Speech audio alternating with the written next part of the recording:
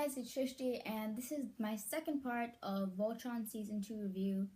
If you have not seen the first video, I will link that in the description below, so you can go watch that. I'll be making this and a third part with the rest of the season. In this video, I'm going to be talking about episodes 6 through 10, and there will be spoilers, my dudes. And not to waste any time, let's just get started. Episode 6 was the Arc of the Togir. I don't know that's how I pronounce it, but I'm just gonna pronounce it like that. Basically, in this episode, the planet is about to crumble, and the Gala are kind of trying to get all the resources out of there. And the Paladins have to save the people of the island who are on this arc. And that happens. But on the side, Keith and Laura are both super guilty because they think that they're the ones that are making Zarkon find them all the time. So they go off on their little angst mission, just far away, to figure out whether Zarkon is actually using them or not. And it's nice. I like seeing Keith and Allura friendship, but I'm gonna be like, if they get together, not about that life. Please just, can that not happen? I would be so grateful.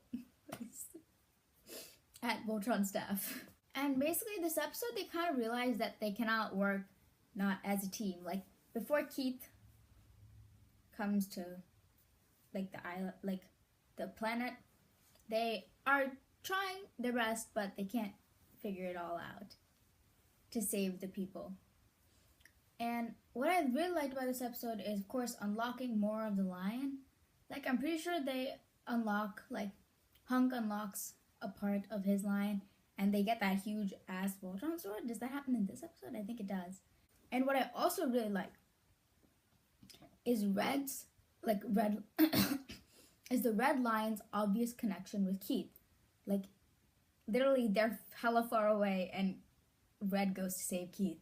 And since Shiro keeps saying that, like, you'll be the paladin of the Black Lion if I die, Keith. But it's so obvious that Red and Keith have this crazy, like, attachment, you know? So I don't think it'll work even if Keith tries to pilot the Black Lion. It just won't work as well as him and Red do. That's my whole opinion about it. And of course, they finally succeed and save all the people. And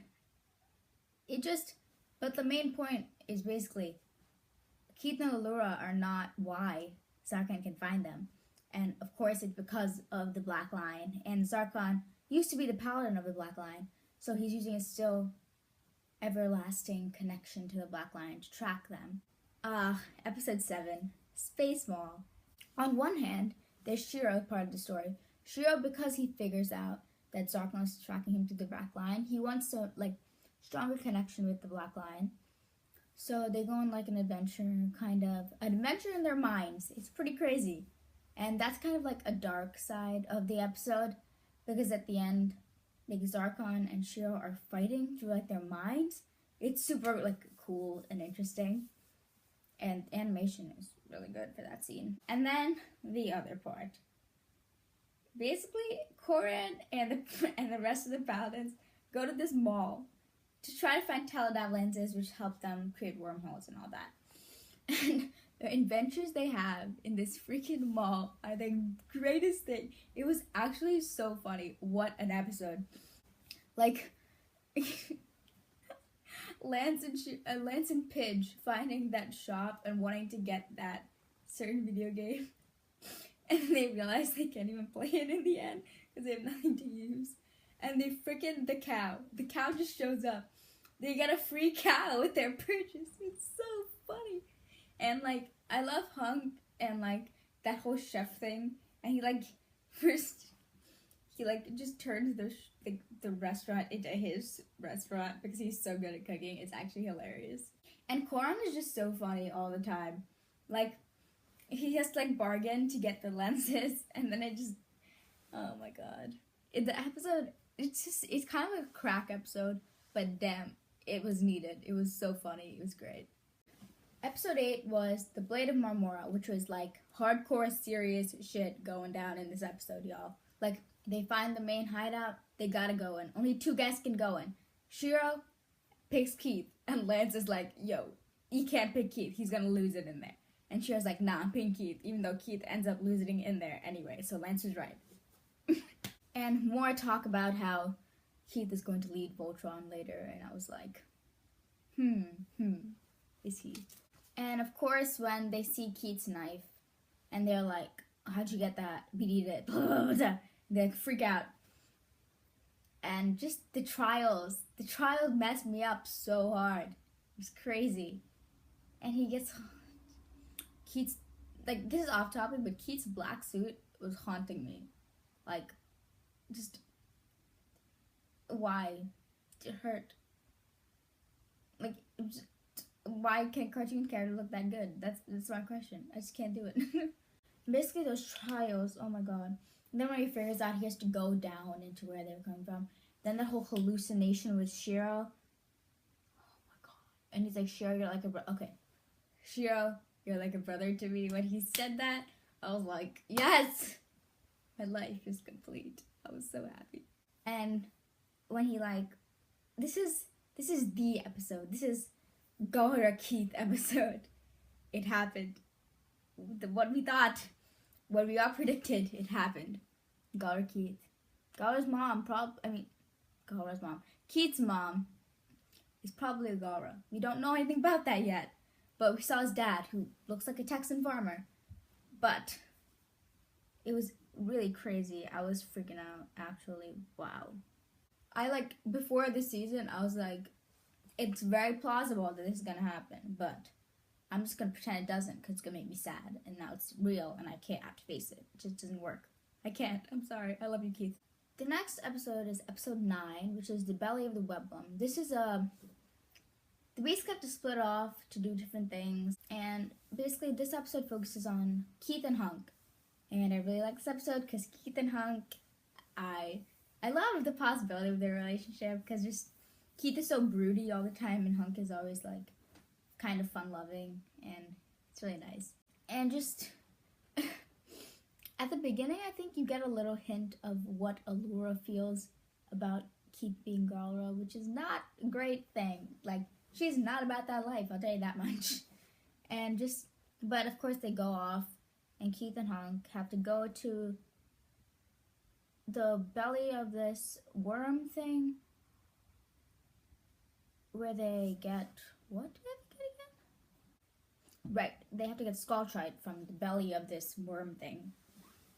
And of course, Hunk is still like, keeps making like cracks at Keith for being Gaara. It was kind of funny. Especially, I feel like at the end of the episode, he's like, wow, no, at some point, he's like, wow, Gaara Keith is so much funnier than regular Keith. I don't know, that was kind of hilarious. And like, but it was just a nice episode. However, and it just interesting to see their dynamic, and of course how Keith is kind of reacting to this whole Gaara thing. He's not in denial, but he's like, he doesn't want to be identified that way, you know what I mean? And of course, in the belly of this worm, they find another Gaara. And it's weird because he never talks. He just kind of helps him out and then gets some Skulltrite and dips. And we got no explanation to why he was in there. Or like, I just didn't really understand that part of the episode. Like, I get it, that had something to do with, Keith being Gaara and, the Gaara that they find in there. But just, it didn't make much sense to me. I was kind of suspicious. And I just didn't get the relevance. But it was kind of minor, so I don't think it will be brought up in season 3, but it might be. That would be interesting to see. The next episode, episode 10, was Escape from Betatraz, which is probably like a play on Alcatraz, which why? I was like, I didn't get it at first, and I'm like, oh, this gotta be real. Because they got to go to like a prison to save this dude named Slav, who's basically turns out to be a weird ass motherfucker, honestly. it's Lance, Pidge, and Sheer who gotta go do that. Pidge is kind of being like the Robin. If you saw it, you get what I mean. Because like when she's like hacking, like little pigeons come up, and like that's what happens with Robin, like in Young Justice and all. Sorry, I just can't not talk about Young Justice when I got to. And she's like controlling behind the scenes, and they're like two cells. Lance goes to one cell, Sheer goes to the other cell. Sheer finds Slav, and Lance finds this like creature thing, who is kind of like the warden's pet. It's funny, and basically, I think a main point of this episode that I really liked about this episode is you got a little bit of Lance's feelings, because he began to doubt himself. Like, he calls himself the sharpshooter, and then he's like, am I the seventh wheel of the group and all that? And it was kind of resolved at the end, which I wish, and I really hope they expand more on Lance's insecurities in season 3, because he obviously has them. And just an interesting part of his character that I feel needs more development. And of course, another main point of this episode is that Pidge got some information about her brother, Matt.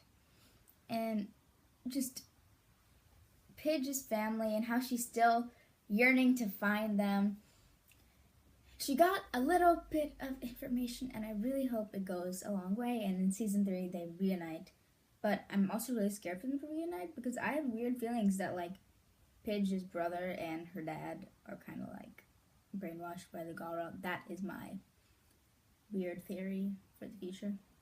And also at the end, when they have to like finally escape, and then they have to like, Slav gets trapped by the warden kind of, and Lance just sharpshoots his way like to save Slav, and then Sheer goes, that's a sharpshooter, and I'm like, I love friendship. Slav is a weird dude. Like, I get why they need him, he's super smart, but he's just a weird dude, and he's still with them like at the end of the season, and I'm like, what's he gonna do, yo? Just what is like, I get the relevance, but how is he going to continue on? He's probably going to save them from some random situations in season 3. That's what's going to happen. And as that was episode 10, that is the end of this part of my review. And I will have the last part, which is episodes 11 through 13, plus some other random jazz, maybe, I don't know, in the next episode. And I will probably link that somewhere maybe, so you can go watch that. So yeah, that's about it for this. I'll see you in the next video.